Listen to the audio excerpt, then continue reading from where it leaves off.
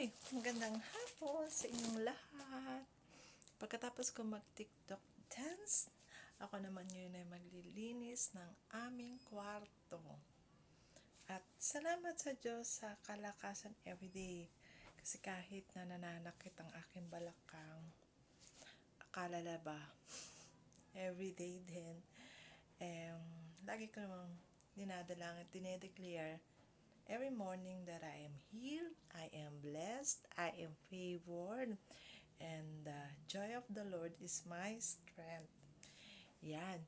Yan laging dapat nating sinasambit. At syempre, bago muna yun, kailangan natin magpasalamat sa araw-araw, sa prayer natin.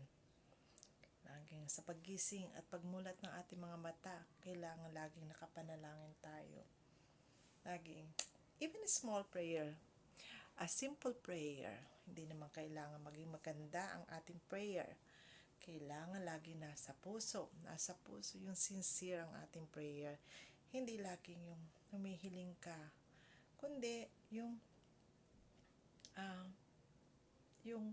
biyaya ng Diyos sa araw-araw nating buhay. Bagamat may mga challenges, may mga trials tayong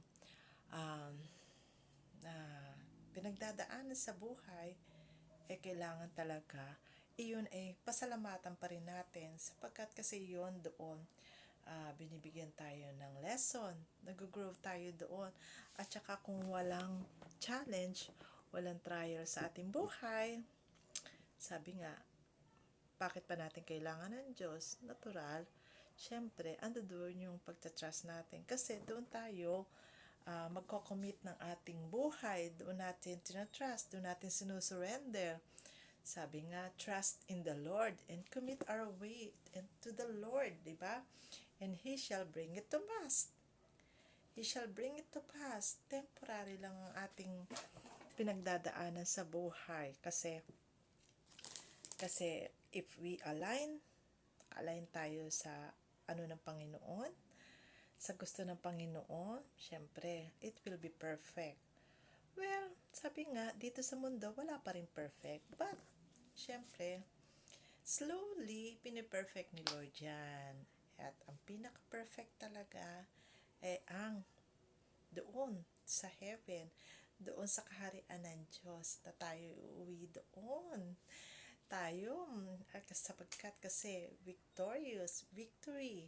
Yes, kasi talagang yung race natin, yung test natin dito sa buhay, nalagpasan natin. Kaya kailangan talagang the best decision talaga na ating gawin sa buhay yung tanggapin natin ng ating Panginoong Jesus. Tayo ay tanggapin natin, hingin natin ang ating mga pagkakasala na tayo ay linisin. Tanggapin natin na tayo ay marumi, tanggapin natin na tayo makasalanan, at hingin natin ang kanyang habag at biyaya na tayo ay ang patawarin. Ayan, kaya ayun. So, magsisimula na ako maglinis. So, diyan muna kayo. Bye and God bless.